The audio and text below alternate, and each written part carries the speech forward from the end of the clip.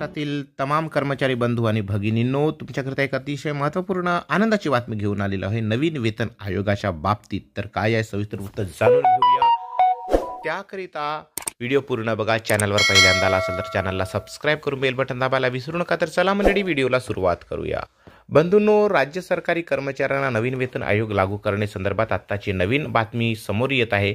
सरकारी कर्मचाऱ्यांना दर 10 वर्षात नवीन वेतन आयोग लागू करण्यात येत असतो. 2026 मध्ये 8वा वेतन आयोग अपेक्षित आहे. याकरिता नवीन वेतन आयोग समितीची स्थापना होणे यावर्षी आवश्यक आहे.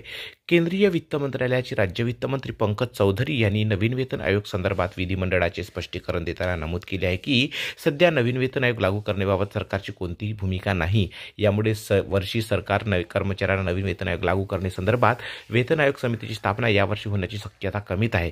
कारण येत्या 13 मार्चपासून आचारसंहिता लागू होणार आहे. यामुळे सरकारी कर्मचाऱ्यांना नवीन वेतन आयोग समिती स्थापन करण्याबाबत आणखीन वाट पाहावी लागणार आहे. निवडणुकापूर्वी सरकारकडून कर्मचाऱ्यांना विविध समस्यांचे निराकरण केले जात आहे, परंतु नवीन वेतन आयोगाबाबत अद्याप कोणतीही सकारात्मक निर्णय घेण्यात आलेला नाही. यामुळे कर्मचाऱ्यांमध्ये नाराजगी दिसून येत आहे. केंद्रीय कामगार युनियनकडून या संदर्भात केंद्र सरकारला वेळोवेळी पाठपुरावा करण्यात येत आहे.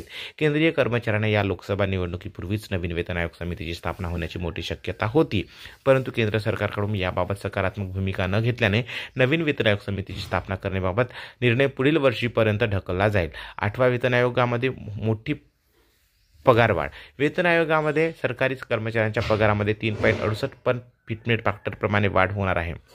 नवीन वेतनामुळे मूळ वेतनात वाढ केली जाणार आहे. यामुळे आपोआप इतर देय व वेतन भत्त्यामध्ये वाढ होईल.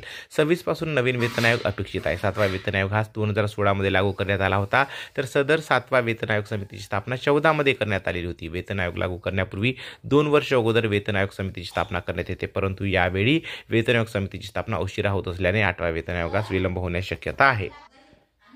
मंडळी, ही बातमी तुम्हाला आवडली असेल तर लाईक करा, शेअर करा. चॅनलला पहिल्यांदा आला असेल तर प्लीज एक सबस्क्राईब करून बेल बटन दाबायला विसरू नका.